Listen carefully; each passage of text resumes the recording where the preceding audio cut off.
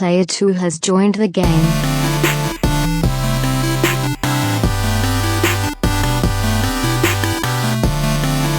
Hey, yo, what's up, everybody? Welcome to episode 155 of the Two Player Co-op Podcast. As always, I'm one of your hosts here, Kevin, along with my brother from my mother, Sean. How we doing? You tell me. I've been better. Feeling a little poopy, as they say in the medical field. You have the poops? I don't have the poops, okay. But I just feel poopy. The wife was sick. The baby was sick. Somehow I got through scot-free. Now I'm kind of starting to feel a little sick, but it's not what they had. Like, I don't know. Yeah. I don't know. I don't know. Maybe it's just me. Maybe it's just a bad day. I don't know. Yeah, I don't know. All it takes is one bad day. I've been better. Well, if you didn't know, this is the Two Player Co-op Podcast where every week, except for last week, two brothers get together to discuss everything we think you need to know about in the world of video games. If you like that, make sure you hit the like button, hit the subscribe button, share the video with your friends and family and everything else. We do apologize for not being here last week. We just couldn't make it work. We thought about recording a one-off episode, but timing just didn't work and I was at the beach. That's why we didn't have a normal one. But we're back, hopefully better than ever. If you like us a lot, you can go to patreon.com/2playercoop, just like our Two-Player Co-op producer, Steve Appleton, did, and our Two-Player Co-op affiliates, Logan Wilkinson, James Solar, and Nick Schifani. More on Nick Schifani here in a minute. If you like merch, and I've been building this up, I've got 4 new t-shirts. I was revealing them one episode at a time. This is my last one. If you're listening on audio services, make sure you go to youtube.com/2playercoop. I got this shirt right here, which is my favorite for so many hilarious reasons because the game is so bad. And yeah, it's just bad dudes. Yeah, bad dudes. They didn't have one for Two Crude Dudes, unfortunately, but bad dudes will suffice. But if you want to get shirts of ours, you can go to teespring.com/stores/2playercoop, like Nick Schifani did last week. Shout out to him. Not shout out to that other guy, but we're not going to get into that here. Thank you, Nick, for helping support us here. Again, we have been selling some t-shirts, and there's no way for us to see who buys them. So if you do buy them, make sure you tweet at us at 2player_co-op and let us know. We would very much appreciate it. Also, we have a Twitch page that sometimes we Twitch at twitch.tv/2player_co-op. But speaking of Twitch, you've kind of heard us probably hinting at this for a while. And if you follow us on Twitter, there's been a lot of tweets back and forth hinting at this. But Extra Life is coming up, and once again, we will be part of Nerd 901's Extra Life stream. 24 hours. We will be going live November 9th at 10 a.m. Central Time at twitch.tv/Nerd901. Twitch.tv/Nerd901. Very excited about it. I won't be there for the full 24 hours because of life. But I'll be there a lot longer than I was last year. I don't know about you. When are you? I'm shooting for 12 hours. Yeah. I mean, we start at 10. I think I put 10 I'm to 8 going to try on to mine. get there at like 9, a little before to help out. But like, I'm going to try to make it to 10. Yeah. 10 to 10. 10 to 10. We'll see. It's going to be a lot of fun. We're putting the final touches, the final planning, documents, whatever, together here in the next few days. But yeah, we're only 3 weeks away from this now, so we are very excited. Less than 3 weeks as you're watching this. Very excited. It's for a great cause. You can also go to nerd901.com/extra-life, I believe, is our page. I believe that is So correct. go to nerd901.com/extra-life if you want to put any donations in ahead of time or anything like that. Please do it. It's for the big beautiful kids over at Le Bonheur Children's Hospital here in Memphis. So it's a great cause. I don't know when. I think I first found out about Extra Life when Kind of Funny broke off and did their own thing, because I don't think I had ever, I'd always heard of Extra Games Done Quick raising money and everything, but for some reason I just don't think I'd ever heard of Extra Life until Kind of Funny did it. And the first time I had heard of it, I guess, was 2 years ago. It was Okay. the year before we did it. Yeah. But I know, and it was right around then that we were talking like, hey, we should do that next year. And I was like, I'm in. The two of us, we're just going to stream nonstop for 24 hours. That would not go well. We could do a 12-hour Extra Life, but that's not as fun as 24 hours. But yeah, so just make sure you follow us on Twitter. Follow Nerd901 on Twitter. Nick and Adam and all the guys will be tweeting about it. Like I said, we're finalizing plans now. Well, not now because we're podcasting, but here in the next couple of days, we're getting everything finalized. Upgraded our equipment this year. Jose, you're the man. Yep. We're doing a lot more planning, and like the first time you do it, there's always going to be hiccups. This year, I'm not going to say there won't be any, but we're doing everything we can to make sure there are none. And yeah, I'm really looking forward to it. Yeah. So yeah, I was at the beach. Didn't get to go last year because of a little payment hoodwink. We forgot to pay until the day after, and then the lady was like, "Sorry, we gave your condo away." I'm like, "Well, that's fair. I get it." Wait, so you didn't go last year? We didn't go last year, but it ended up working out because that's when the hurricane came and the Red Death or whatever the red algae stuff. Is it called? I always call it Red Death, but I don't think that's it. Yeah, I couldn't tell you. Sounds cool, though. Yeah. But it was a lot of fun. It was the beach. It's my happy place. There's no place I like better on earth than just being at the beach. Mm-hmm. It was a little bit weird because this year, Columbus Day and fall break was a week later than it normally is. So it was you could tell it was a little bit cooler. But really the only time we had an issue was the very last day was Friday. Because that's when the tropical storm started spinning up. And we didn't really get hit with it there, but the rains came. And there was one other day where it rained, but we were already done at the beach by the time that happened. But that's also Florida. Like it could thunderstorm for 5 minutes and then be completely sunny. Right. In minute 6. But had a blast with the kids, with the wife. Blast at the beach? It was a blast at the beach. We didn't have a bash at the beach, which is good. Because with me, you never know. But yeah, we had a lot of fun. I didn't want to come back. I don't want to go to work tomorrow. I never want to go to work. Are you going to work tomorrow? Yeah, I am. Oh, you are? Okay. Yeah. Which is good because I got a lot of catching up to do, and I got some stuff I got to do. Yeah. But yeah, it was awesome. Did you do anything fun last week? I don't know. No. No, I didn't do anything. You were dealing with a sick family. Is what you were doing. Yeah. One other thing I did want to talk about first. We both watched. Did you watch it? Yeah. I watched we it tweeted about it, yeah. or we texted about it. Dad still hasn't watched it. He's like, I got busy watching football and baseball. I'm like, well, I get that, but it's just 2 hours. And the Yankees didn't play. Well, they actually did almost play every day. Oh yeah, Yankees. That was depressing.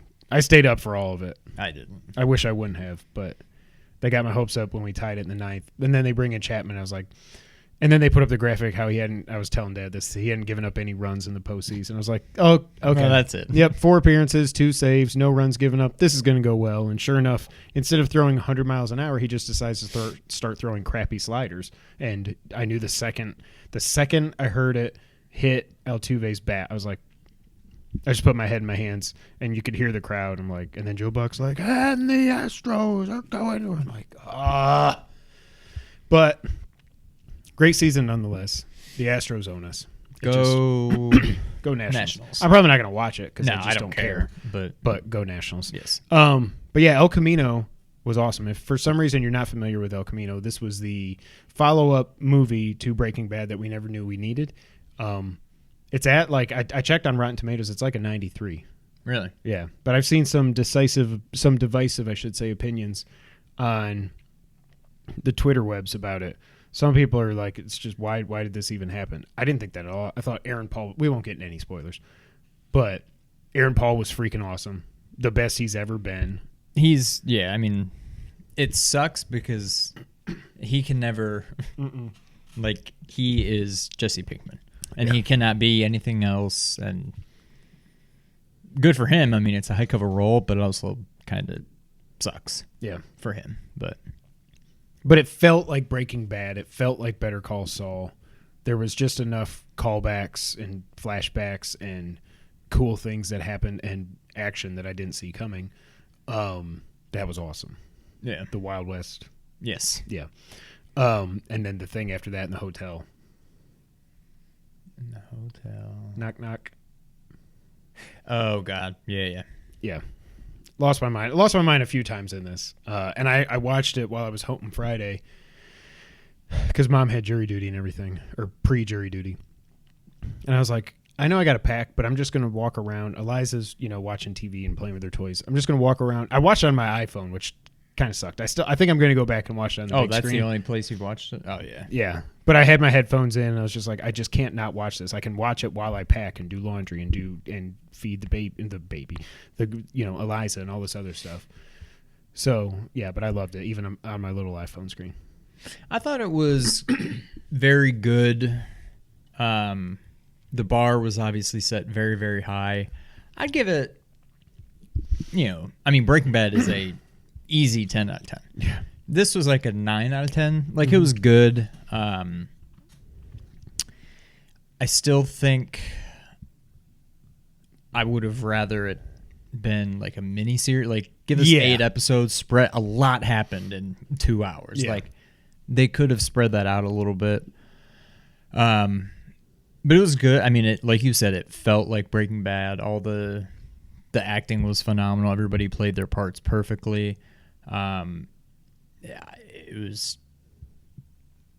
It was more or less, not that I knew everything that was going to happen, but it's what I expected, I guess I would say. It did make me want to go back and start watching Breaking Bad. I watched the first couple episodes and haven't had a chance to watch any more, but it just made me remember just how unbelievable that show is. Like, how perfect it is. Yeah, it never really dips. I've wanted to go back and watch it for so long, but I'm like, no, I know there's going to be one more season of Better Call Saul. The way the last season... Did you ever watch it all? I'm up to date. Okay. I don't really remember a whole lot of what's been happening, but I've watched them all. I think it's pretty clear there's going to be just one more season. Breaking Bad did 5 seasons. This will be Saul's 5th season. Now we also know why. Because there were rumors that this movie was happening, but until they officially announced it like a month or two ago, nobody knew for sure. Well, this is why we haven't heard anything about Better Call Saul, because Vince Gilligan was a little bit busy making this movie. Right, yeah. But I want to finish Better Call Saul, and then like immediately after that last episode ends, just go right back into it and just marathon the whole thing. Yeah. So I also just yesterday watched probably 90%, the last 90% of Dark Knight. And oh my God. Every time I watch it, it's like I forget just how good it is. Like, Endgame is just over the top, just fun. Highs and lows and whatever. This is just so... It's just so good. Like, I'm not going to say nothing happens, but it's just like... There's not like these big like crescendo type things like Endgame has. It's just good, and it's just storytelling is like perfect. Oh God, it's better than I remembered somehow. That's what I said too. When I watched it, I was like, how is this better than it? Like, before I saw Endgame, it was my favorite movie of all time. I think Endgame still is my favorite, but it's really 1 and 1A. But like, when I went back and watched it, I was like, how did I forget that? Like, this is already my favorite movie of all time, and I forgot how good it is. You know? And like, Joaquin kind of made me forget about... I mean, not really forget, but it's... There was a point there where I'm like, God, is Joaquin as good as Heath, as the Joker? And it's close, but the way Heath did it, oh God, it's so good. And I do think, though, if we do end up getting... If we somehow get a Joker sequel, and they did confirm again, they're like, this has nothing to do with the Batman. Robert Pattinson even said they're essentially alternate universes. Yeah. I'm like, that's fine. I get it. It kind of sucks, because I'd like to see, now that once Arthur has become the Joker, we think, which I can't stop thinking about that movie. I hope Dad said he does want to go see it this week at some point. So at some point I'm going to go, and I'll let you know. Yeah. But it would be interesting to see... Because so much of that movie, no spoilers, because it's only been out for a few weeks. So much of that movie is Arthur Fleck. You know what I mean? I would be interested to, when he is like the Joker, 1 and 1A, you know, like I can't even fathom going back. I don't know if we're ever going to go back and do our Batman in review, but like I remember thinking Jack Nicholson was just as good as it gets for the Joker, and he's no Joker compared to either of these two. It's just the camp, and he pulls out a 5-foot-long gun and shoots down the Batwing. And for the time, it was good. But, like, I guess what I'm saying is I do think Ledger's Joker is better. I would love to see what Joaquin could do with a full movie as him being the Joker. But, again, I don't know how you do another one without it being him and Batman. There's nothing... He was Arthur Fleck. Now he's Joker. if you don't have Batman, what do you do? Right. The reason it worked is that, and the whole thing, again, no spoilers, but the whole thing we were wondering is how do you do a Joker movie without the Batman or without some kind of like antagonist? And really in this movie, there's kind of a couple people that are kind of antagonists, but there really isn't. It really just is a character piece about the Joker. But you can't do another character piece because he's the Joker. So there's really, I'm okay with him not doing a sequel. I would love to see him do more, but it would have to be in a Batman movie. It would have to be. Yeah. The only thing I could see, and I don't know, I'm not saying they should do this. I'm not saying they would do it, whatever. But, just kind of, God, my brain doesn't even work. In my head, what I think I would like to see play out, what I and others have said about how Arthur Fleck is clearly not the Joker. Mm-hmm. Like when you see some of the stuff that Heath pulls off in Dark Knight, like just that is not Arthur Fleck. Right. He just doesn't. What I would say is somebody like, a Heath Ledger Joker or whatever. Even he doesn't really fit the mold, but like the Joker that we're more accustomed to seeing, I could see being just somebody who is inspired by Arthur Fleck and kind of rises and becomes the Joker that we know. If you cast the right person as Joker and it would almost be a second origin story, but have Joaquin be in it he didn't even have to be in it that much, but show that like, no, remember all that stuff that happened in Joker? Now here he is trying to emulate him, and it would almost be just like a second origin story of a different Joker. Yeah. I think it would get kind of messy, but I just don't think Joaquin's Joker works with a Batman. It doesn't. He's not the. I don't know. It doesn't work for me. And it's tough. There's things I want to say, but again, we're not going to. We always go back to our last episode. I forgot to upload that separately. Now there's no point. But, go back if you want to hear our spoiler thoughts. Go watch it.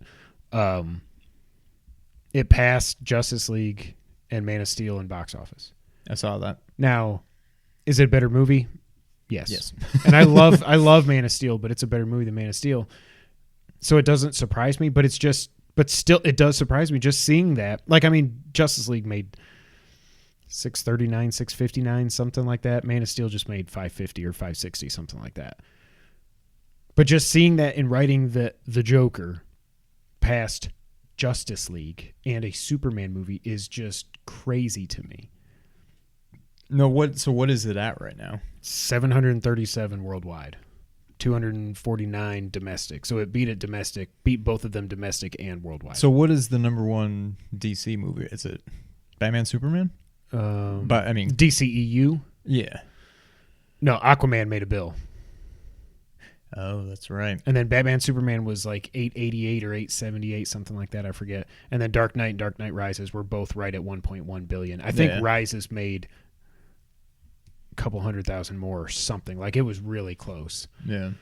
But yeah, just seeing that in writing was like, that's awesome. That's crazy. Yeah. So go watch Joker if you haven't yet. It's worth it.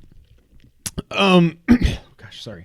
I think one of these questions we had last week, I just forgot to check the document, so I'm sorry, James Solar. But we did get a couple questions this week, and I wanted to tackle them right now. James Solar writes in, as I said, and he says, I'm going to say, as you might remember, and I don't think I knew this. Like, I know when Logan found us, like when we think of like our super fans, Logan found us pretty early. He found us episode 10 to 20, somewhere in there, maybe? It was when I crapped on Gone Home. And he stuck around. Yeah, somehow he stuck around. And I'm wondering, Logan, let us know. I wonder if that was on the Kind of Funny forums or if that was just on Twitter, because we'd never interacted or anything, so I don't know how he found it. But back then, I was still trying to post everything on Kind of Funny forums. Kind of Funny forum. As you might remember, I discovered y'all, thank you for saying y'all, from a video where y'all, in parentheses, Sean, listed every Zelda game in release order, and then y'all ranked all the Zelda games. Pre-Breath of the Wild, and I don't think Kevin had played anything other than Zelda 1, 2, Link to the Past, and Twilight Princess. No, I had played Ocarina at that point. And Link Between Worlds. Yes, because I played Ocarina before Breath of the Wild, and we did it did? like the week before Breath of the Wild came out, or like a Okay. month before or something. So I'd played 6 Zelda games at that point. Okay. So since then, I've played Link's Awakening and Majora's Mask, Minish Cap. I'm getting up there. But so anyways, I'd be interested to see how y'all rank the series now and if y'all's rankings are similar to mine. So James did say that his favorite, all I know is that he said his favorite 2D Zelda is Link's Awakening on the Game Boy, which is very interesting to me. And I'm sorry, James, I hope I did not offend you when we talked about in our review how I don't think anybody can like it better on the Game Boy. But again, it's like I sit here and say Zelda 1 is a fantastic 10 out of 10 game, and I know it's not. So it's also like, Yeah. and remember we had this discussion before. A lot of people say the first Zelda game that you play all the way through and beat ends up being your favorite for some reason. It's not for me. I think my favorite is A Link to the Past, so it's the third one that I played. And then Breath of the Wild, and then Zelda 1. So the order doesn't matter there. But how would I rank them now? So the 9 I've played, it's A Link to the Past, Breath of the Wild, Zelda 1. See, this is where it's tough for me. I think A Link Between Worlds just because I prefer the 2D. And then Ocarina. And then Majora. And then Twilight. No. Ooh. I think I like Majora better than Link Between Worlds. I mean, Link's Awakening. So Majora, Link's Awakening, Twilight, Minish Cap, Zelda 2 is 100th out of 26 games. I think is my ranking. Again, I haven't played them all, but now that I've played about half of the real games, I don't count the Four Swords Adventures and that kind of stuff. It's tough. I kind of, as I'm trying to do this in my head really and I think quick, Link's Awakening is a 9 out of 10. I just, everything above it is better than a 9 out of 10. Yeah. The way I kind of look at it is I almost put, and I don't know why I do that, maybe because it was such a departure, I almost have Breath of the Wild as kind of like a line of demarcation or something where it's like I like these games better than it and I don't like these games as much of it, and then I kind of just build around that. I still think, oh God, it's probably just because it's been a while since I played Ocarina. I do think Link to the Past is number 1. I think Ocarina is number 2. Then I'm not entirely sure. Oh, God, I think I'd probably put Breath of the Wild next. Breath of the Wild is interesting. When you say it's a line of demarcation, sorry to jump in, I didn't want to forget this, but it's like every other Zelda game except Twilight Princess, because those first 4 hours are just mind-numbing. I'm like, I want to play it again. I want to play it multiple times. Breath of the Wild, I'll never forget those couple of weeks when I was playing it fresh and playing nothing else, and I couldn't think about anything else. But I really don't know that I ever will start a new save on it. And that's my problem, as I've said multiple times on here. That's my problem with a lot of newer games, is I just can't, with the exception of Spider-Man, and I probably haven't played through that for the last time still. Yeah. I can't find myself. I tried. I started over in God of War. I didn't get very far, and I was like, whatever. Before that, I tried starting over just on like a random night. I'm like, let's do this. I started Last of Us. I didn't get very far in that, and I gave it up. Gosh, what else? There's so many other, like Metal Gear Solid 5. I'll never start that over again. See, I started and I got up to mission 12, and then I was like, man, I should have just kept my old save and worked on that platinum. And like I've thought about starting Breath of the Wild over again. However, the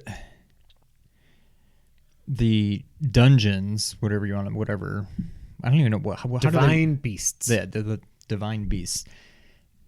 Maybe my least favorite part of that game. And the shrines, some of them are cool. Some of them just kind of annoyed me. The best part of that game is the overworld. It's just go. Just go do whatever you want to do. Just explore or whatever. I still haven't seen anywhere near all of that map. Yeah, exactly. And like I don't really feel like I need to start the game over again in order to, truly experience that again. I could just pick up, especially now because it's been so long since I've played it. It would almost be just picking up my old save would almost be just as good as starting over. I don't need to go back and have like no health and no stamina and using a stick as a weapon. Right. Like I kind of just want to go and explore the world, and there's plenty still to explore. Like I have no reason really to start that over. But anyway, let's try to rattle these off real quick. I'm going to say Link to the Past, Ocarina, Breath of the Wild. Then it gets difficult. I think I'd probably put Link Between Worlds next. Then maybe... Gosh, then I would probably put Link's Awakening. Then maybe Zelda 1. Majora's probably in there somewhere, and that may be another one that if I played it again, I would like it a lot more than I remember liking it. I really liked Minish Cap. Mm-hmm. Twilight Princess, honestly, is a fantastic game. And the last time I played through it, the beginning wasn't nearly as bad as I remember. I almost dread just the true beginning when you're like herding cattle or whatever. That's what doing. I'm saying. It's the stupid stuff. I thought like it was in the village. all the way from the beginning of the game till you become the wolf until you finally become human again. I thought it was all that I just didn't like. The wolf part's not really that bad. It's really just that herding cattle part that's just weird. And it's not as long as I thought it was. That game's fantastic. Mm-hmm. Probably my favorite Ganondorf fight. Like the whole final boss fight, the 4 phases is awesome, but when it's down to you and Ganondorf, it's just so much fun. Yeah. Obviously 2 is my least favorite. Working my way back up from the bottom. Did you play the Oracle games? I forget. I played one of them, but I didn't get very far. I played it on like an emulator at some point. I don't know why I stopped it. I enjoyed it. I think it was one of those things where I just randomly stopped, and then I tried to get back into it, and I had no idea what I was doing or where I'm supposed to go, and then that was it. But it was fun. It's basically Link's Awakening. Mm-hmm. Which is why I think they should be remade and put them both on one cart. Yeah. Spirit... I never really played Spirit Tracks. I have Phantom Hourglass. I never beat it. That's way down at the bottom. I never beat Wind Waker, even though that's a lot of people's favorite game. Yeah, I've never even played it. I think I do need to give it another... I don't know how I would at this point, but I think that's one... They're going to put it on Switch at some point. I think I would like it more now. They just need to fix the sailing. It's just so annoying. Like, I got almost all the way through it. I got to the point where you have to basically sail around the map and find like 10 pieces of the Triforce. And then I think once you get it, you probably go fight Ganon or something. Like, it's right at the end, and I never beat it. But it is a good game.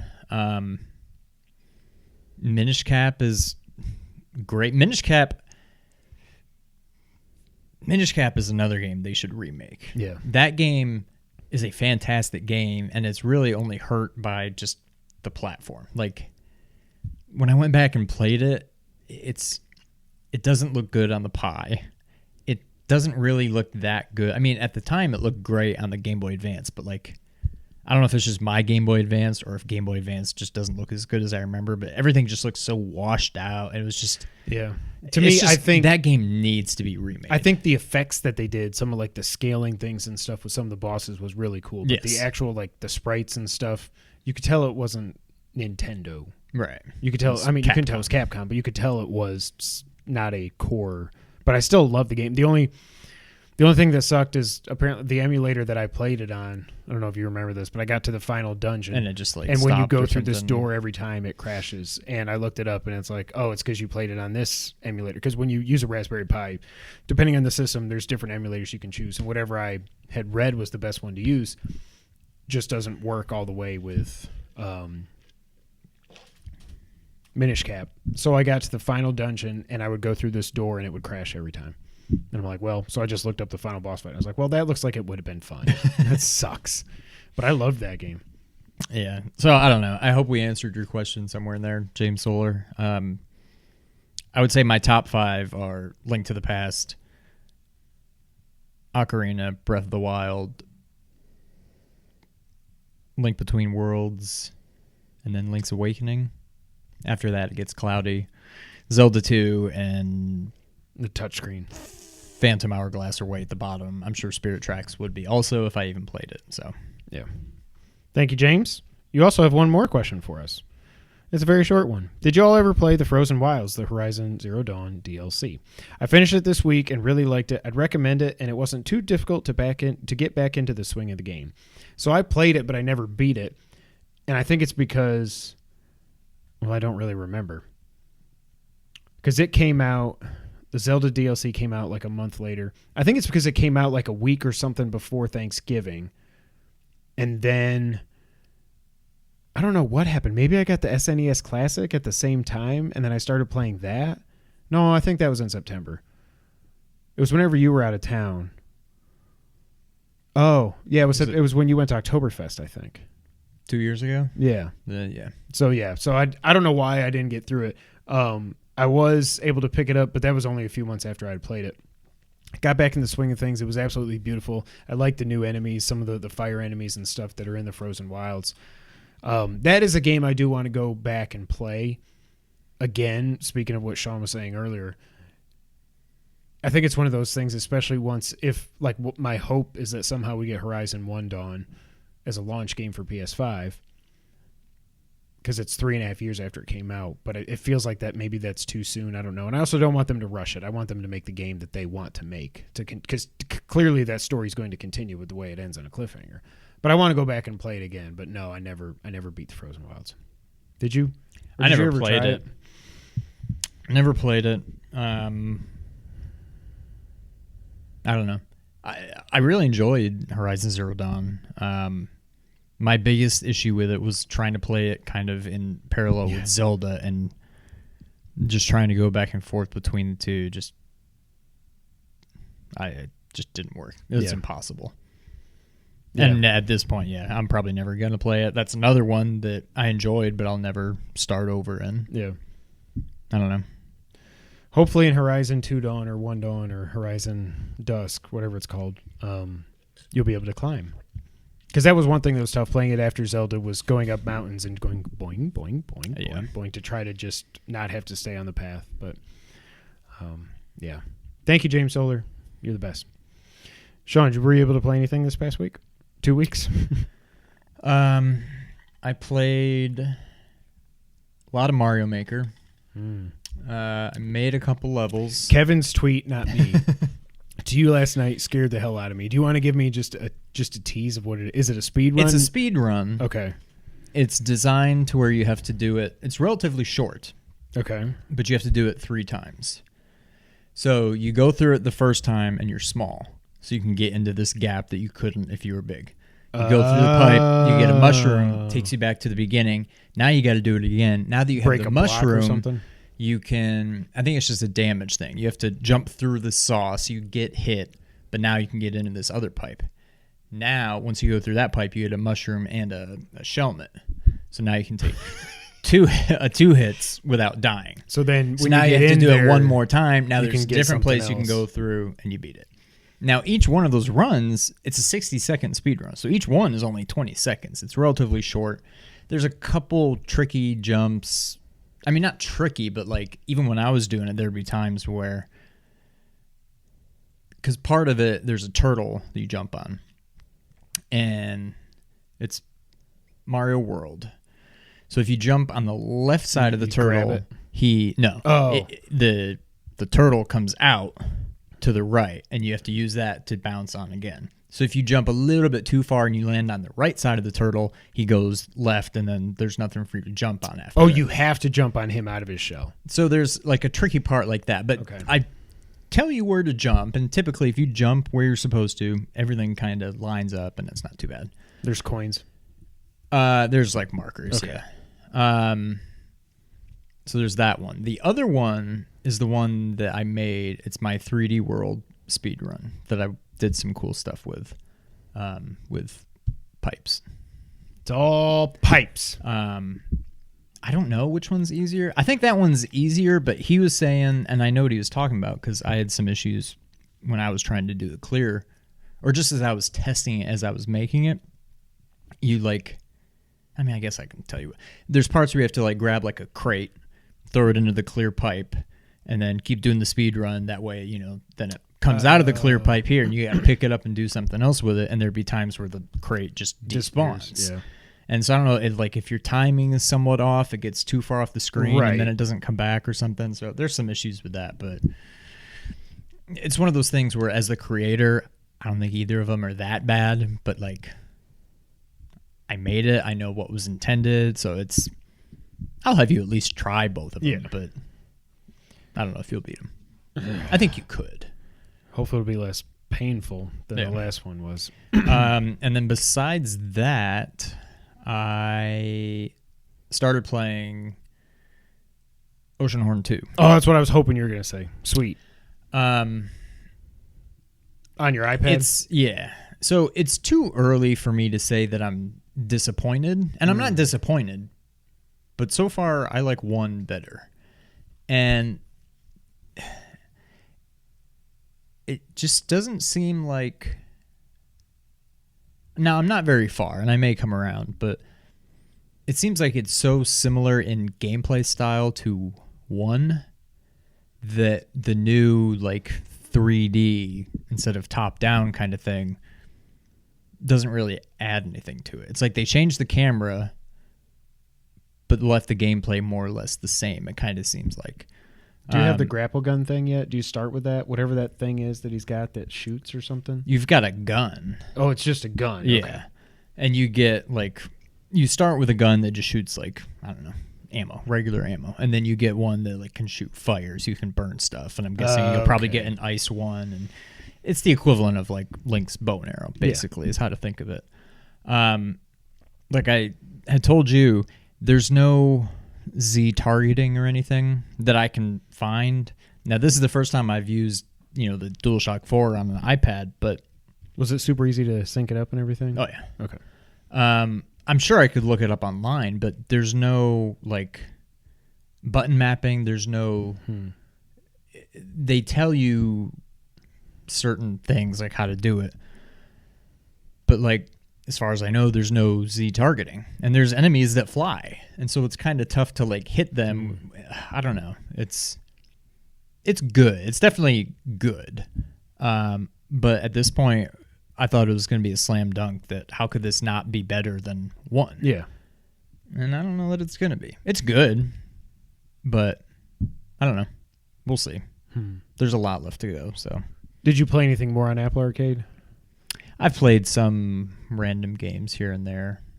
There's this golf game that's pretty fun. Is this What the Golf? Yeah, some people are saying that this is their game of the year. It's pretty fun, and that it changes every stage. Yeah, there'll be times where there's your guy and he's got the golf ball and you pull back and hit it and then he hits the ball. There, it literally makes me laugh out loud sometimes because then there's some parts where you're okay, here we go. I'm standing here. There's the ball. Okay, let me hit it.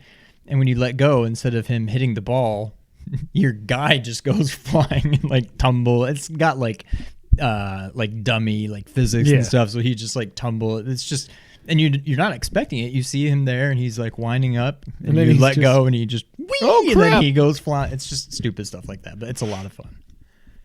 But no, that's pretty much the only other Apple Arcade thing I've played. Yeah. I still need to sign up and try it, at least for Oceanhorn, at least for the free month. But yeah, try Oceanhorn. Well, you can play it.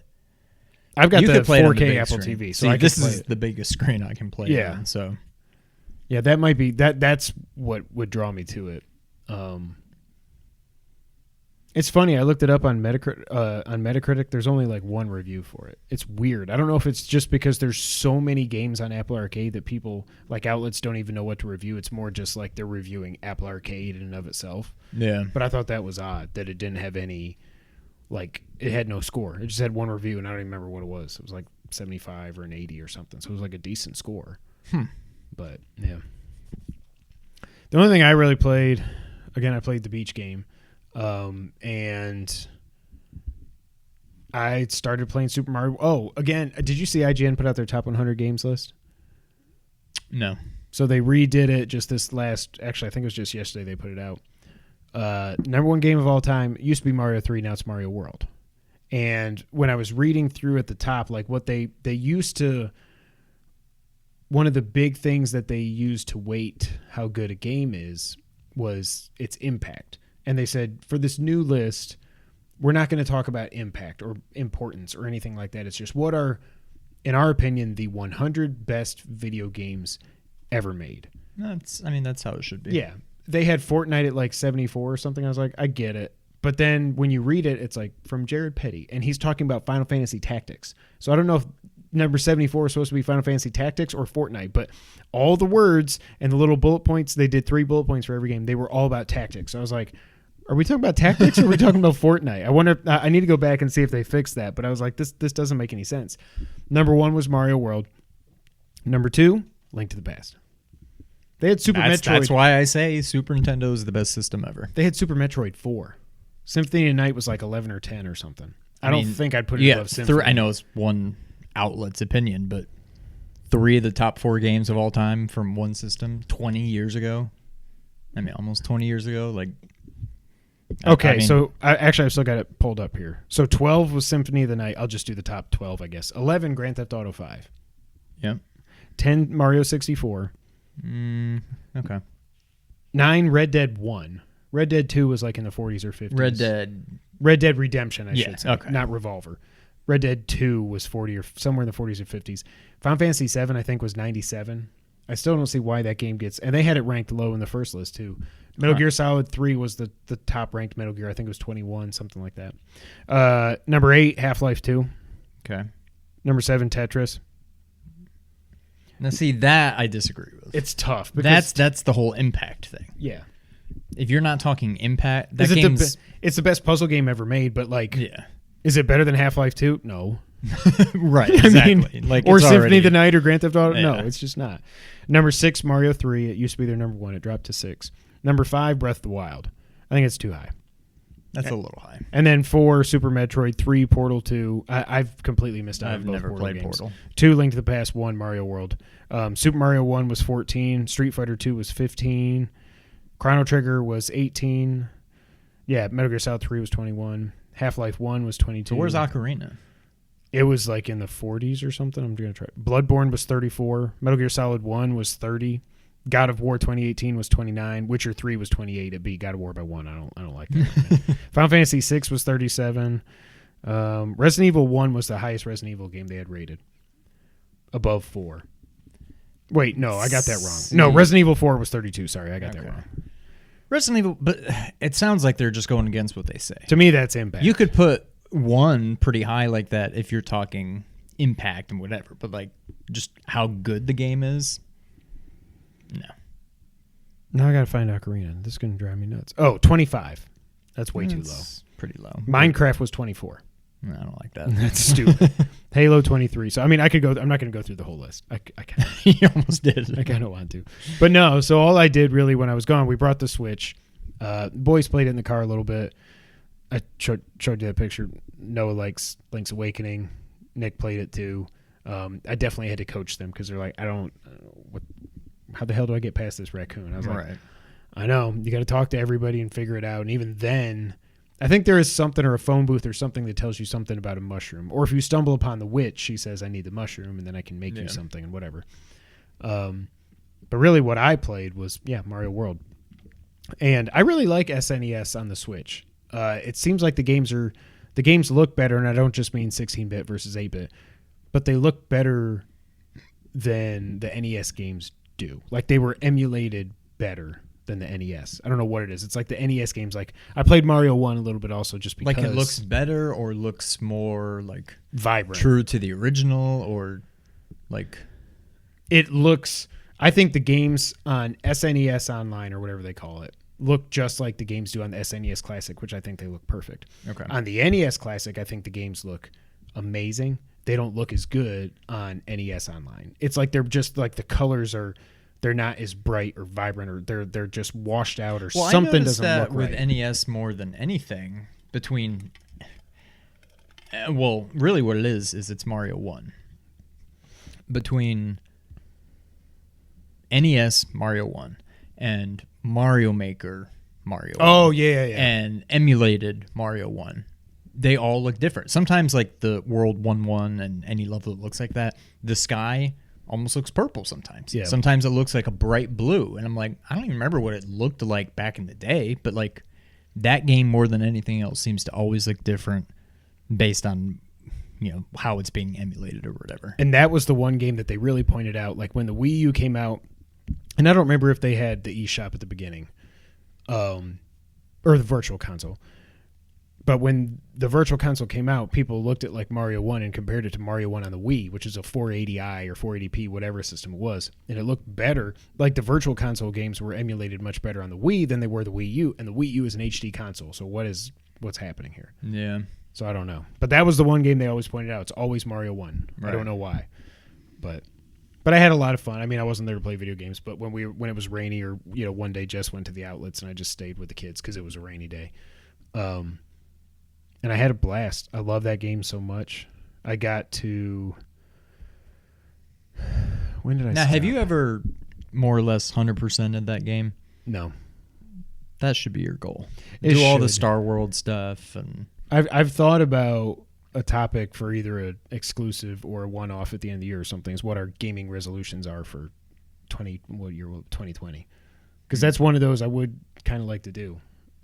Mario 3, you can't really do it. It's just... You can beat every level, but there's no coins, there's no unlockables. Yes. upcoming dad joke. When it becomes 2021 and you're looking back and thinking of things you should have done in 2020, you'd be like, well, hindsight is 2020. Did you just come up Moving with on. that? Yeah, it just came up. Really? Yeah. Well, that was good. Okay. Yeah, it's not bad. My brain just melted. But I really like SNES games on the Switch. But again, and I was playing with my 8-bit DOE awesome controller that I love. I wasn't playing it handheld. I was playing on the TV.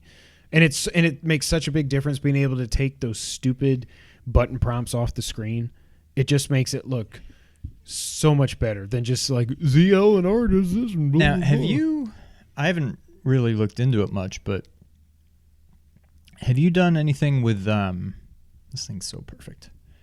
I know I've got a problem With like how... Oh, and the boys played Smash a lot. On the SNES, maybe the NES? I think it's just SNES. On Switch, there's the thing where you can do like online... I didn't try it. But it's not like... It's just couch co-op, but not couch co-op, right? See, I don't know. 'Cause They haven't changed the game at all, I right? thought I heard that you can do F-Zero online. Really? Because it's still just one screen, but your buddy is controlling one of the other racers. We need to try that. Yeah. But yeah, you can play like Mario 3. We could both be, you could be at your house, I could be here, and we could play Mario 3 on NES And so I would online. just watch while you're taking your turn, Yes. and then when you And die, it'd be then like, I'm okay. up. It would be like your plug, like we're both plugged into the Switch, but we're Right. 5 miles away. That's pretty cool. Yeah. So that's it for me. You want to get the news of the week, the last 2 weeks? Yeah. So Sony doesn't really like us, clearly, because after we recorded our last episode just talking about, here's some rumors about the PS5, they're like, on a random Tuesday, we're just going to give you a whole bunch of details about the PS5. And I know I'm late to the party here, but I don't care. This is a big deal that we want to talk about, so I'm going to do it right now. And I got this from IGN because the Wired article is just even longer than this. Sony has announced that PlayStation 5 will be released during holiday 2020. Revealed in a PlayStation blog post, the console is, as you might have expected, officially called the PlayStation 5. The blog also reveals that the console's controller will feature 2 key new innovations: haptic feedback, replacing the traditional rumble, and adaptive triggers. It will also feature USB-C charging. Thank you. Like some of my 8-bit DOEs are micro USB. My other 8-bit DOEs are USB-C PlayStation controllers, even though I've got a charging dock thing, cradle that I use, so it doesn't really matter. They're USB, micro USB, and then the Switch is USB-C. Like everything should be USB-C. So I'm glad it's a little detail, but it'll make all our lives easier. Yeah. A higher capacity battery, and it's a little heavier than its predecessor, but still lighter than the Xbox One controller with batteries inside it. Wired got more details from system architect Mark Cerny. Haptic feedback will come through, quote, highly programmable voice coil actuators located in the left and right grips of the controller, end quote, which offer more tactile responses than the DualShock 4's rumble motors currently can. Along with an improved speaker, that's one thing I don't care about. Wired reports that a modified version of Astrobot Rescue Mission offers realistic feelings for the surfaces the player character runs across, with soggy mud and bouncy wooden bridges being communicated through the feeling of the controller. I like that a lot. I'm freaking pretty cool. stoked for this haptic feedback. I think that's going to be a very cool little detail. Wired also played a version of GT Sport that used haptic feedback, a major change from the PS4 version of the game, which removed rumble altogether because it was too tiring. Adaptive trick. Well, then what the hell is the point of that? Oh! GT Sport on PS5 had haptic feedback. GT Sport on PS4 didn't even have rumble, is what they were saying. Okay. Adaptive triggers can be programmed by developers to offer different levels of resistance, with higher tension for the likes of pulling a bowstring than a machine gun trigger. So, like, a game where maybe R2 just fires. You just pull it. But then if there's a game where you're, pulling a bowstring back, it can make it so it's harder to pull the button on the... That's so cool. It's like, think of it like we don't have buttons on our iPhones anymore, but like on the iPhone, I think it started on the 7, that button wasn't really a button. Yeah. Like it felt like a button, but if your phone's off, you can't push it. Like, right. Think about that, but then applying that to video game and like, oh, it's so cool. I just hope it doesn't end up being something that just gets completely abandoned. I don't think so. I can skip that. We already know that. Cerny also clarified to Wired that the previously reported ray tracing tech in PS5 is not on software level, but it's built in the GPU hardware. There's a lot of PC nerds that were like, no, there's no way it's doing ray tracing. They're just doing it with software manipulation, and it's not actually ray tracing. And Cerny was like, yes, it is. It is hardware-based ray tracing. PS5 will use 100 gigabyte optical discs and an optical drive that also plays 4K Blu-rays. Hallelujah. Thank you.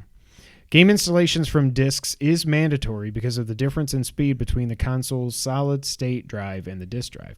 However, installations will now be more customizable, with Cerny saying players could choose to just install a multiplayer mode or allowing you to delete a campaign portion once you've finished it to free up space for other games. So far, they're killing it. I'm like... They have not announced anything that I'm like, well, I don't like that. Or anything that I'm just like, cool, but I don't really care. It's like this, I'm on board with all this. This isn't the most exciting thing. This isn't them like showing Horizon 2 or anything like that, but this is stuff that like people everything like they're announcing, us, it's like, oh, that makes sense. Oh, yes. Yep. Perfect. Why is it taking this long? Like they're nailing it. Yes. The console's home screen will also apparently allow more flexibility for how players enter games. Players will seemingly be able to boot up a game straight into multiplayer activity or specific single-player mission, even being told what rewards they'll get in-game for doing so. So basically, like, I don't know, if you see I'm playing Destiny 3 and I'm in a raid, you can just be like, oh, it kind of reminds me of like what Stadia is somehow promising that I don't believe is actually going to happen. In. Yeah, maybe something like that, or... I don't understand. Like, if I could do that with Twilight Princess, if I could just skip the first 2 hours of goat herding, I'd be like, I would like to jump in there and start. Well, so what are they saying, even being told what rewards they'll get in-game for doing so? I don't even know what that means. The only thing I can think of is, like, you know how GTA does, like, double RP and double money weekends. So, like, if you do races, so it's like, hey, this is the event going on in GTA Online right now. Do you want to jump into it and do a race? Yes, I would. Click. That's what I think of. I don't think it means like trophies and stuff. Okay. Wired also confirms that the PS5 dev kit does look similar to the design we reported on in August, but Sony won't talk about what the consumer version will look like. Dev kits often look wildly different, and apparently this has come out that it actually is that weird looking V thing.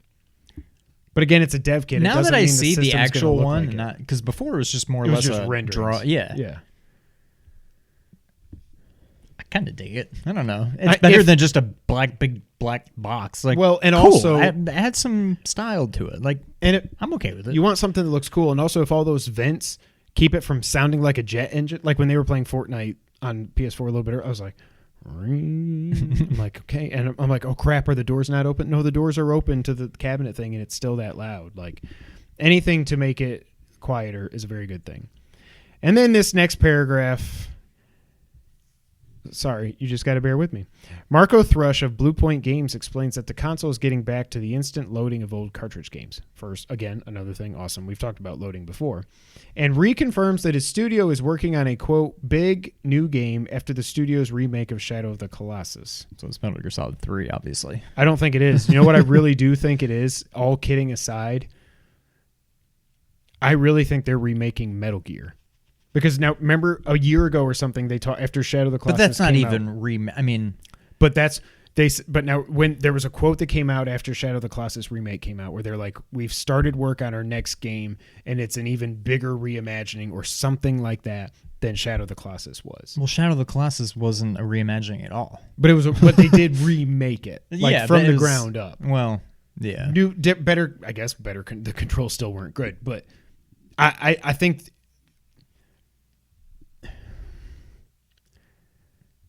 What if a PS5 exclusive is Metal Gear? What if... Now, I'm not getting on my tinfoil hat here, but what if Konami is just like, we don't want to make Metal Gear games. You want to remake Metal Gear? Sure, we'll give you the Fox engine or whatever, and you can just remake the original Metal Gear. Fine, you give us... Now I'm having visions of Sony and Disney in my head, but it's like you give us 35% of the profits or something. We let you use the license and you remake it, and sure, make it Sony exclusive. We don't care. Like, what if? Like, what other game? It's like the Resident Evil 2 treatment. Not even that would be the Metal Gear Solid 3 thing. To remake Metal Gear. But it could literally be anything. What you're doing is the same thing I did and a lot of people did. No, when there was all this stuff about, I can't even think of his name. And, he's making a Netflix series based on a very well-known. And everybody's like, oh, well, it's Zelda, obviously. And then it came out Devil May Cry, and everybody was like... Also, this could literally be anything. And you're like, well, it's got to be Metal Gear. Like, you're setting yourself up for... I read a couple weeks ago that Castlevania Season 3 is happening. I assume... Were we not thinking it was? I didn't think it was. I thought they were done and they were moving on to Devil May Cry. But then I read something... Who's they? Adi Shankar and Netflix, I'm saying. Oh, I don't know. I guess I just assumed it was happening. I thought for some reason I read that it wasn't. But yeah, whatever Blue Point is working on, clearly it's something that's either... This is why I think it might be Metal Gear. Clearly it's something important to Sony. Metal Gear started on Sony. Metal Gear has always been PlayStation first. And then, Xbox got Metal Gear Solid 5 and whatever. And Rising Revengeance, who cares? But like what big like first party Sony games? Like they wouldn't be talking about this like of Jack and Daxter, or like Sly Cooper or the original God of War. Like, I don't want to go back. Like, I've got my new God of War now. I don't want to go back and play that. Uncharted is just Uncharted. You can't do anything with that. Like, Resistance would be cool, but I think if it would just be making it prettier and maybe control a little bit better. Like, it's just a first-person shooter. I don't know. And maybe there's another third. Hit the comment section and let me know if you can think of something else. But there's like another third party that was very important to Sony and associated with PlayStation for so long. Maybe they'll do Eco. I hope not, because that wasn't bigger than Shadow of the Colossus. Well, that's true. I guess if they're trying to get bigger. I know I'm doing this to myself. I know it's like fantasy booking CM Punk to keep coming back. I get it, but maybe. Maybe, but I wouldn't go any further than that. But it wouldn't be. It actually. I think I'm off the Metal Gear Solid 3 train. I think if it's Metal Gear related, it's either Metal Gear or Metal Gear Solid. I don't even think it would be Metal Gear Solid because they've already done that. I mean, they already did Twin Snakes. They didn't do it well. I don't know. So I don't know. It could happen. So basically, we know the name. We know it's coming out holiday 2020. I'm still saying it's 11/20/2020. By the way, the PlayStation 4 came out November 13th, 2013. I didn't realize that until I heard somebody say that the other day. I was like, oh, that now it's definitely 11/20/2020. It's definitely going to be that. The controller stuff is so freaking cool. And there was other reports that I heard from people that saw the dev kits or something that it still looks like the DualShock 4. Good. Which is what I want it to be. Boomerang thing. Like the DualShock 4 I think is the best controller ever made.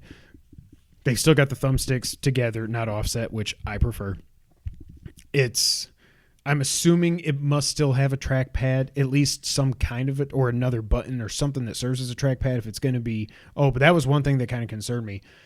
There was a statement that came out that was translated from Japanese, so who knows if it was right or not, but that they're currently working towards backwards compatibility with every PlayStation 4 game, or something that made it sound like we're not saying it's really every PS4 game.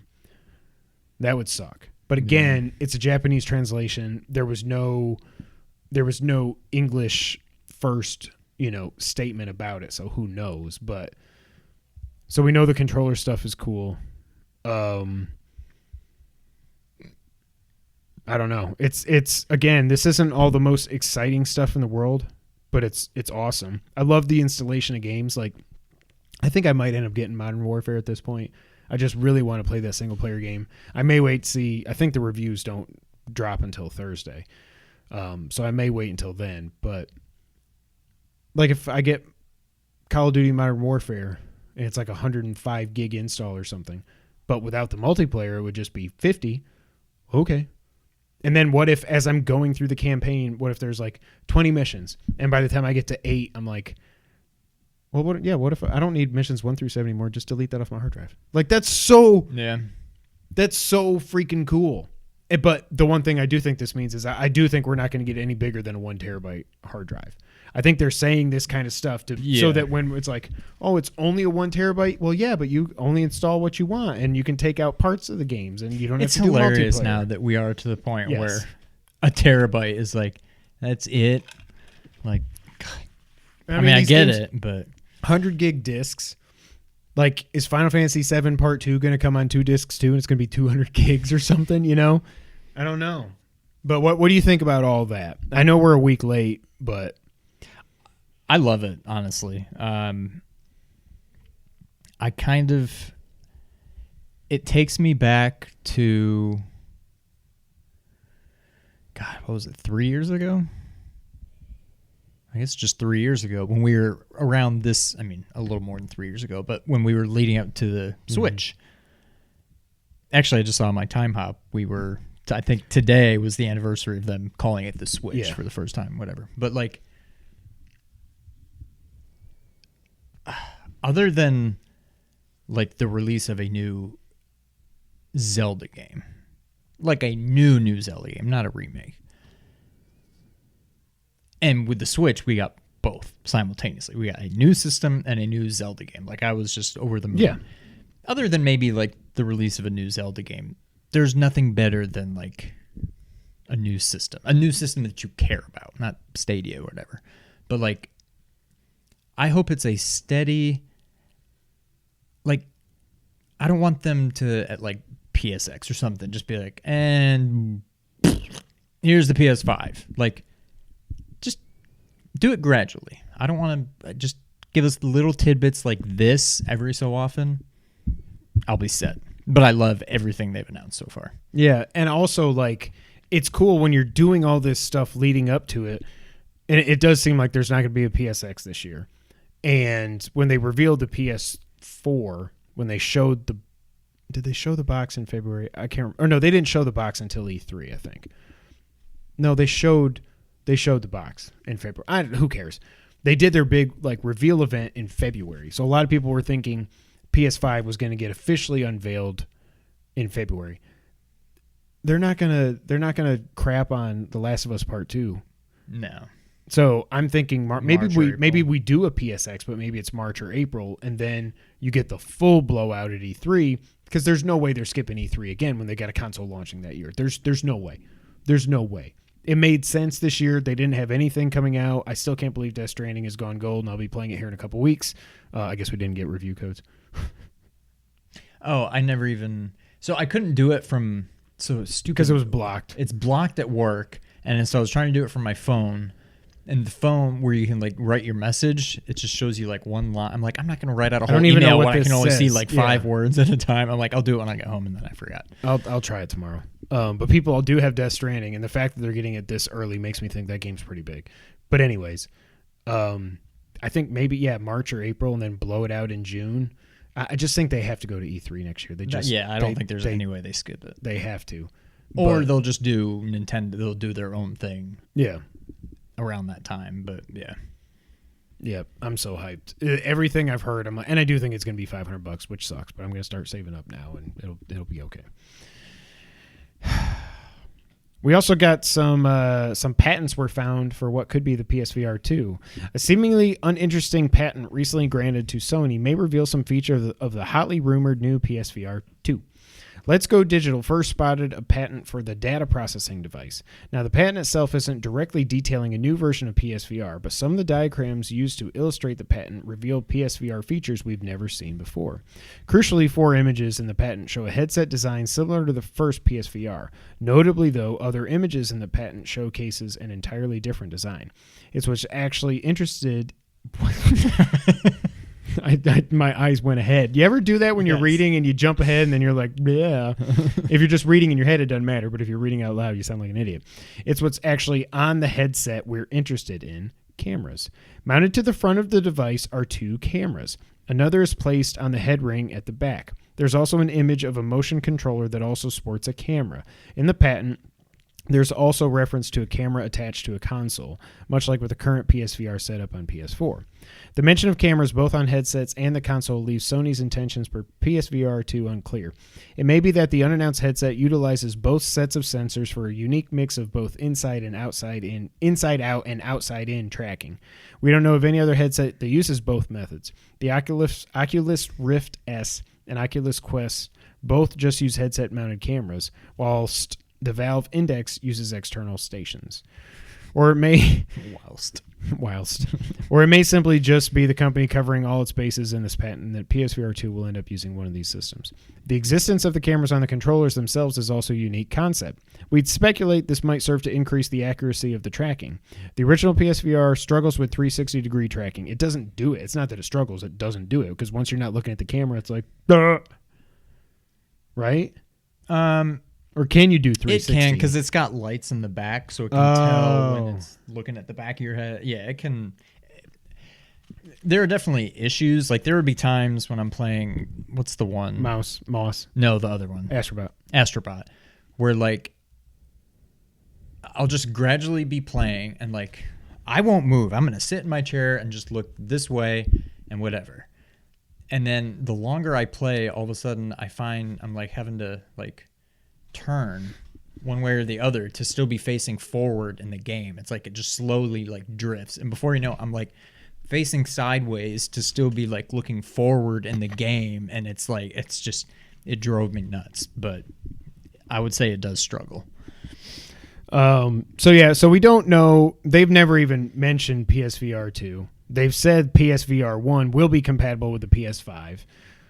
Like, some people I was hearing talk, I think it was like on Podcast Beyond, they were like, even if you don't upgrade the PSVR, just having it attached to a better quote-unquote computer with more power means it can do more. I mean, it's the resolution only is what it is, but you could probably do more with the headset. But like what they're talking about here, if this does end up being something like an Oculus Quest or something where it is no wires, like, I don't even care if you still got to have a camera. That's fine. But if there's these other cameras and it's all working in concert to make it like work, but you don't have like a bunch of cables coming out and 15 cables hooked up to your PS4 and everything, I'm starting to get excited about what this will be in 2021. Probably 2022. I don't know. I honestly don't even mind. The wire out of the headset never really bothered me. But it's just all the other stuff. Like, if I don't even have mine hooked up right now. If I wanted to hook it back up, I need to pull the HDMI out and plug it into here, and then get another one that connects this to this, and I got to plug this thing in. I got to connect this to this with a USB, and there's just like all this stuff that I'm just like, I almost don't even want to mess with it at this point.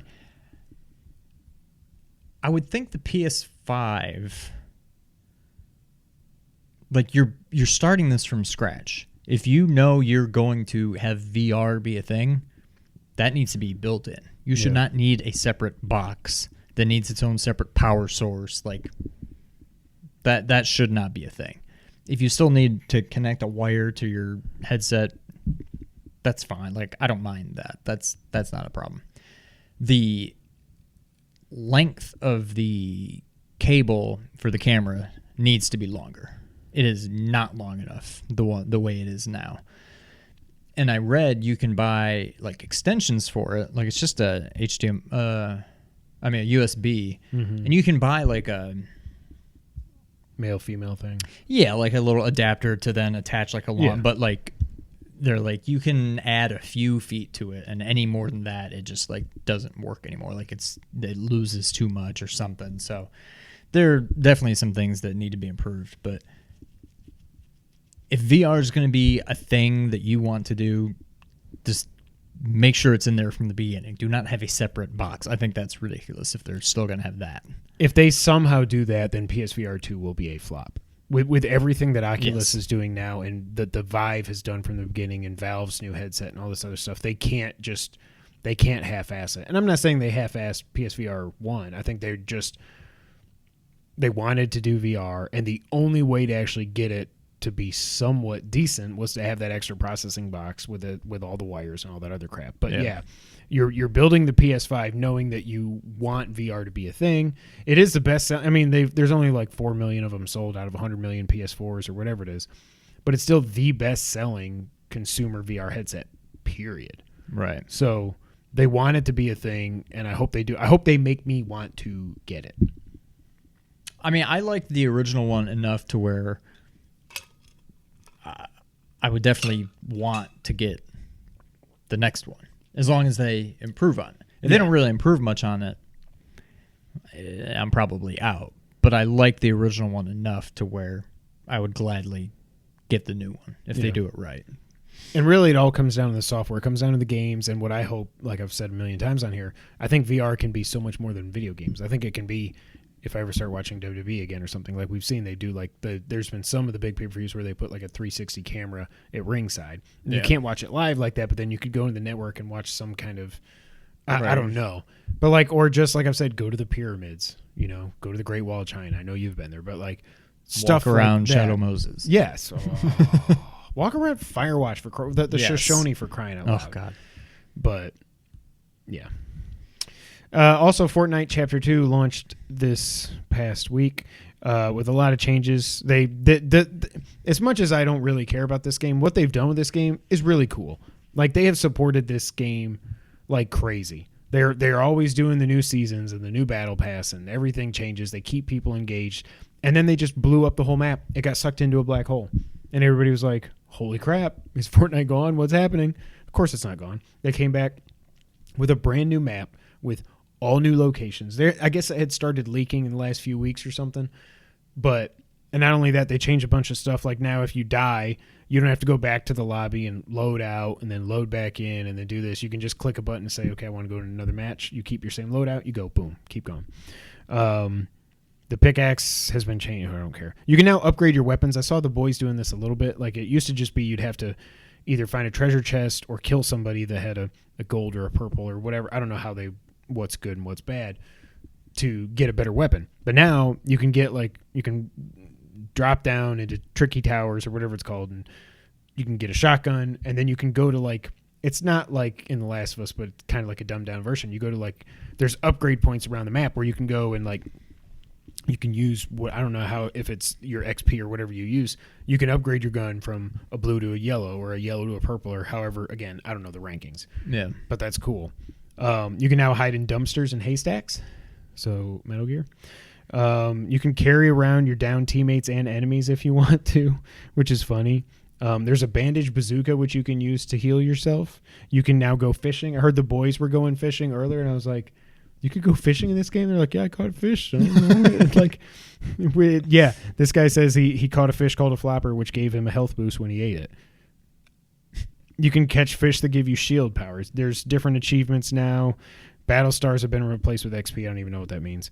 And then he ended it by saying, this comes from Kotaku, that the matches feel easier. There was rumors that they were going to start filling out the lobbies with some bots, not 99 human control players. And now I'm like, okay, now you might make me actually want to play if there's just stupid computer controlled things running around that I can kill easily. But I know this game's a huge deal. It's not for me.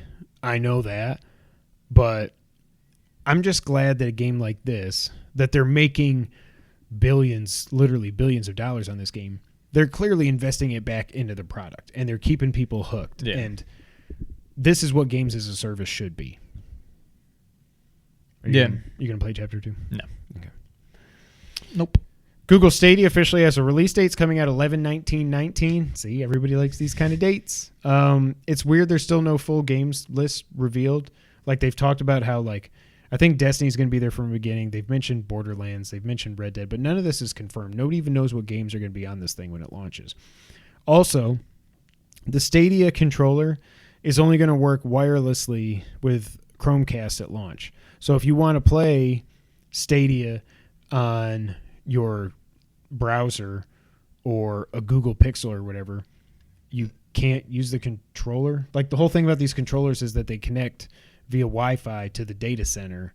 And then they've also talked about, like, negative latency at some point where there's some kind of really advanced technology where they can anticipate not like Kevin's going to push A now, but like, these are the options you have. Like, if you're Mario and you're obviously won't play Mario, but stick with me. And there's a Goomba, you're probably going to jump over that Goomba. So they can load. Unless your mom. Yes.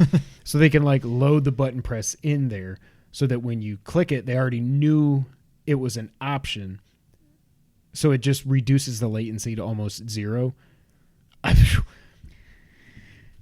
don't know. But how are you going to say that this controller won't work wirelessly? It's not a big deal, but it's like, this is one of your selling points of the stupid controller was that it was Wi-Fi. It wasn't just Bluetooth. It was Wi-Fi. So it'd go right to the servers. And if I want to play on my laptop, it's not. It's just USB. It's just weird. It's so Google, I guess, is what it comes down to. I don't know. I have no hope whatsoever for this. No. Like, it's basically a year before PS5, within, plus or minus a couple weeks or a day, based on what you think. I would be willing to bet almost anything. This is not even, I wouldn't say it doesn't exist a year from then, but it will not be relevant, I guess. Yeah, I won't be shocked if 2 years from now it doesn't exist. Yeah. Especially if Sony and Microsoft blow it out of the water with the PS5 and the Xbox 2, like I think they both will. Yeah. People want to play on boxes. I don't know. I think it's just still the future came too early. Sean, did you hear about the Analogue Pocket? Yeah, but I don't really remember what it was. So Analogue is known for, and this comes from The Verge, for creating sleek and modern takes on classic video game consoles, and now it's moving to the world of portables. Today, the company announced the Analogue Pocket, well, this wasn't today, which is essentially the most, I don't have it on there, advanced Game Boy ever made. The gorgeous device that has the form factor of the original Game Boy. Check that out. Oh, yeah. Will play cartridges from the Game Boy Color, and Game Boy Advance. So, your Game Boy Advance games. That's more than 2,700 games, with a display that has 10 times the resolution of Nintendo's classic device.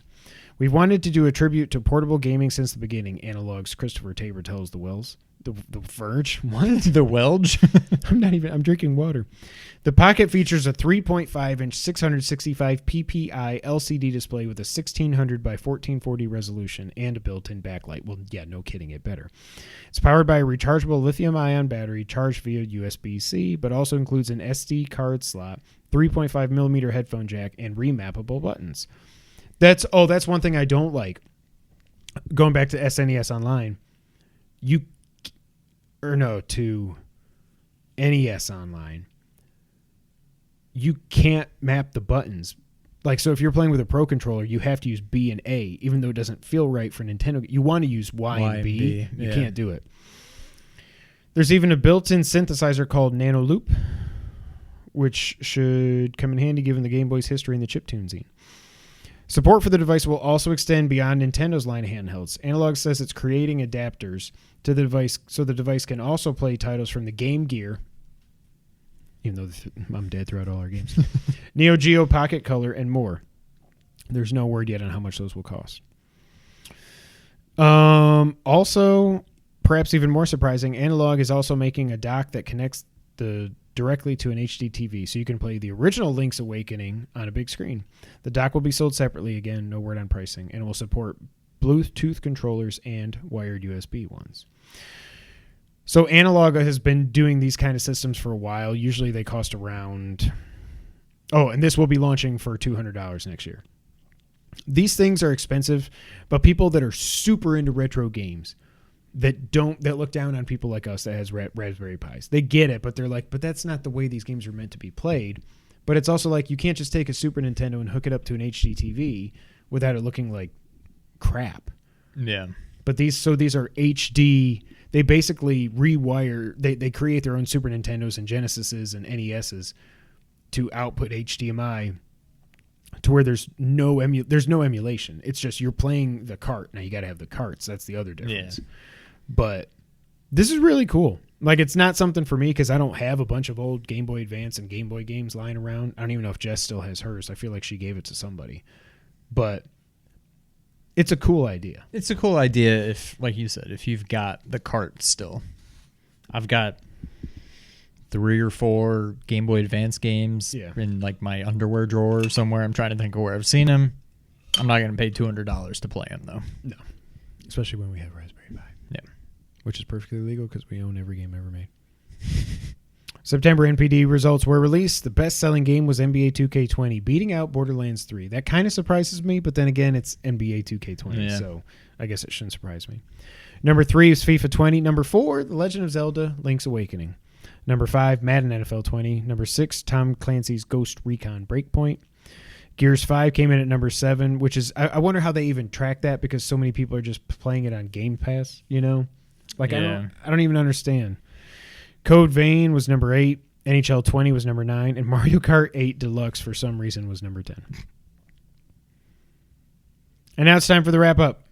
This is a quick one. Doom Eternal was delayed until March 20th, 2020. Again, with these dates, I'm so happy about all you. This is awesome.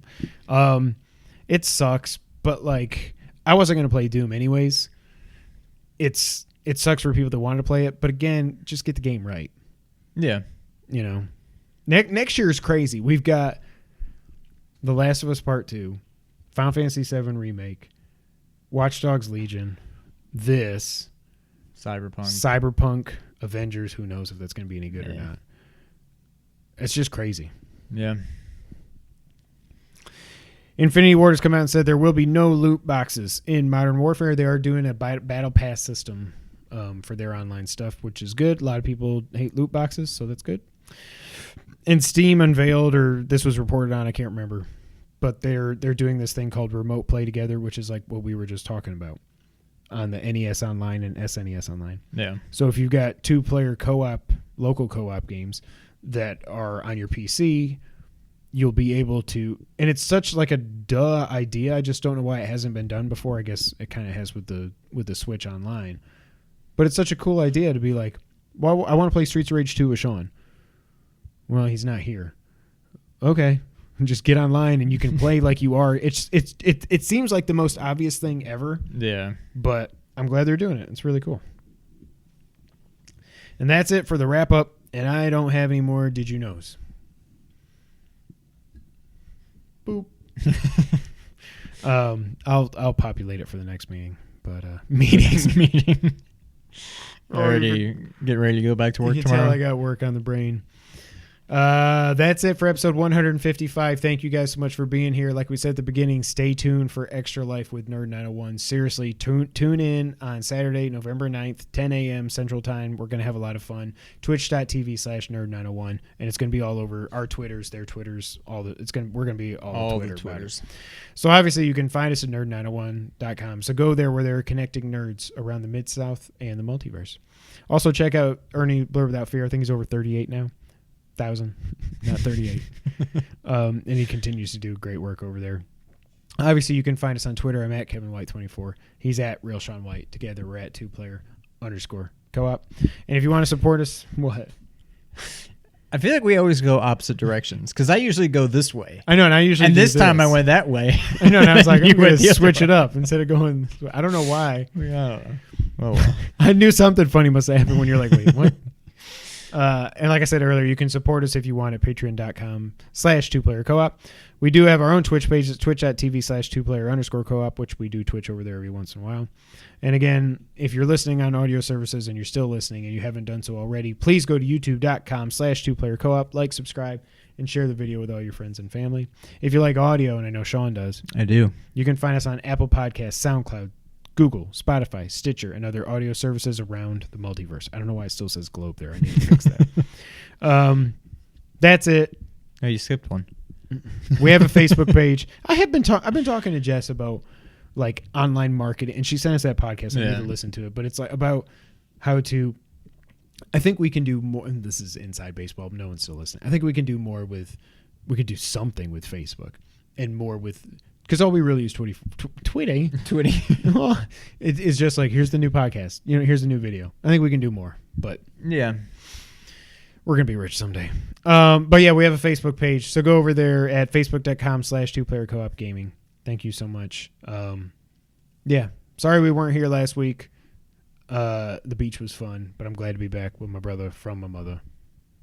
I was going to do the whole thing, but then I was like, it's just hanging out there. But that's it for this week. Come on back next week for 156. But until that time, Sean, go take us out. Thank you for playing.